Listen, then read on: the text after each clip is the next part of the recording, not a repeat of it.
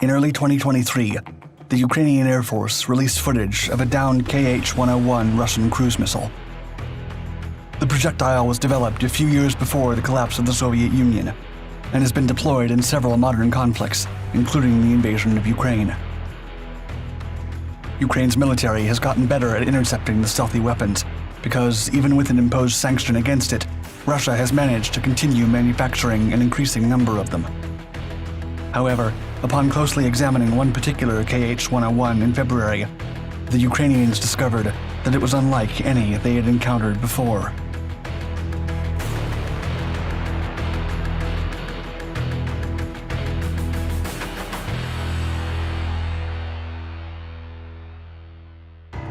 Keep up.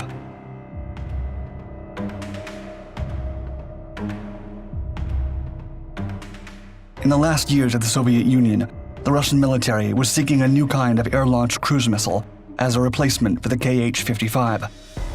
The new type would initially be known as the Kh-90, and though development began in the late 1980s, the program was suspended for good after only a few flight tests. A new program was eventually launched in its place, the Kh-101. This project aimed to develop a stealthy, air-launched cruise missile deployable by strategic bombers. The missile had its maiden flight in 1998 and entered evaluation trials within the next few years. However, the discreet endeavor remained under the radar until 2007, when the first images of the weapon surfaced. While the exact date of adoption remains uncertain, the Kh-101 has been in service with the Russian Air Force for several years. Notably, at the time of its introduction, it was Russia's most advanced air-launched non-nuclear missile. Even so, the production pace was too slow to satisfy the military's ambitions, with a reported rate of barely 3 projectiles a month.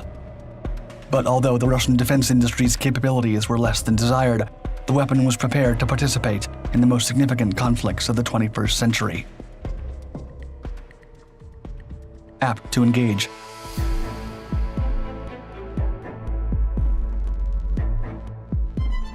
The Kh-101 is a long-range standoff weapon, designed to be carried and launched by Tu-160M long-range strategic bombers, with capacity to support a dozen missiles inside, as well as the Tu-95MSM, with room for 6 missiles internally and another 8 externally.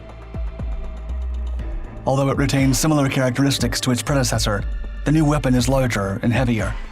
Moreover, the Kh-101 is longer than the older version, and the K-55 cannot be loaded in the internal bomb bay of the Tu-95MS.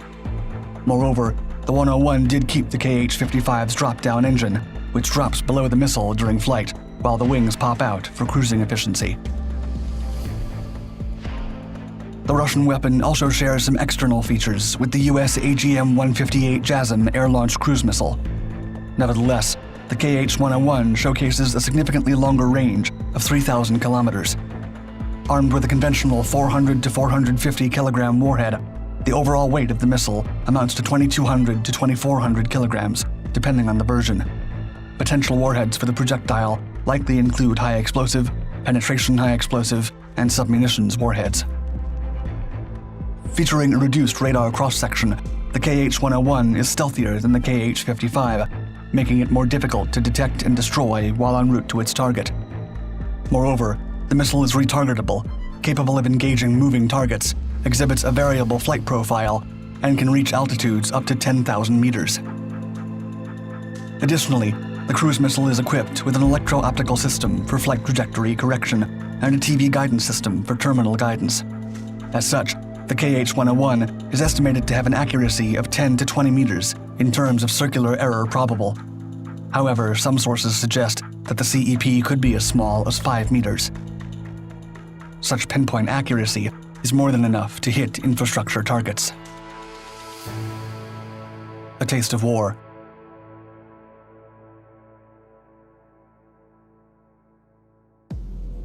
After the missile entered service with the Russian Air Force sometime in 2012, it saw combat several times across several theaters.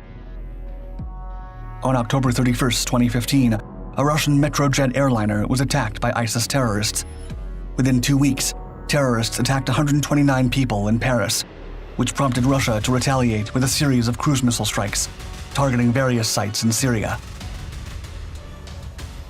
Then, on November 19th and 20th, after deploying an initial wave of strategic bombers, a second wave, consisting of Tu-95 Bears and Tu-160 Blackjacks, struck the provinces of Aleppo and Idlib.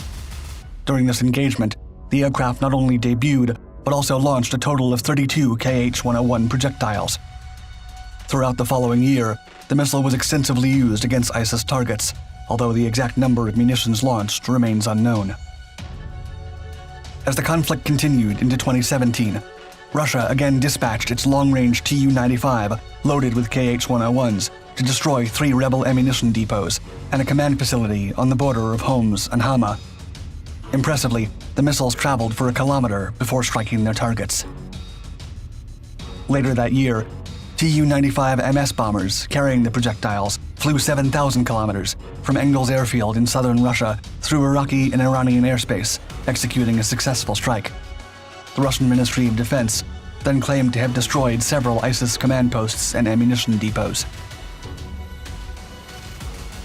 As of 2022, the Russian military has also employed the weapon in the Ukrainian theater from the time of the invasion. However, it is worth noting that Russia's production of the Kh-101 was sanctioned as an imposition to cease the conflict. Even so, the Ukrainians have intercepted missiles evidently produced after the invasion began, implying that Russia still managed to acquire all necessary components, even if foreign, to build the weapons. It has been demonstrated that the Ukrainians are more than capable of seizing most of the hostile Kh-101s, though aided by Western-supplied air defense systems. However, the Kh-101 intercepted in February of 2023 was nothing like they had seen before. A snapshot.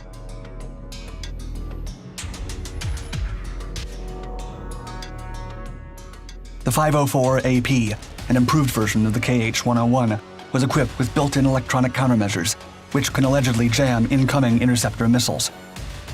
Meanwhile, the Kh-102 is similar to the 101, but fitted with a thermonuclear warhead capable of a blast yield of 25 kilotons.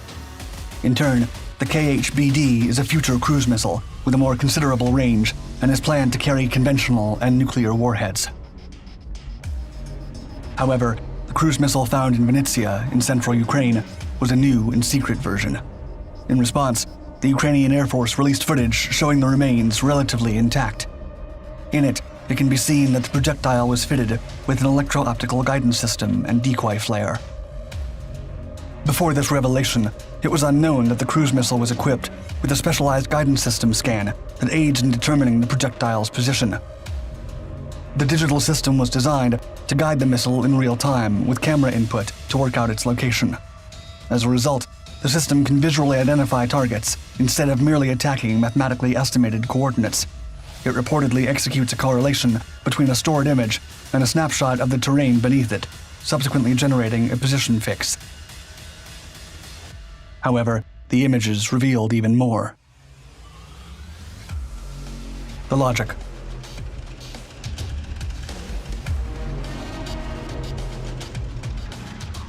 From another perspective, the Kh-101 has a section with an airborne countermeasures dispenser capable of defeating infrared and radio frequency missiles.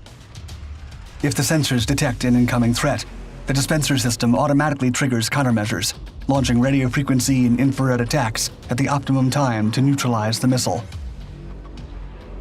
Moreover, according to Defense Express, investigators made an X-ray of the dispenser system itself, confirming the precise filling of the module.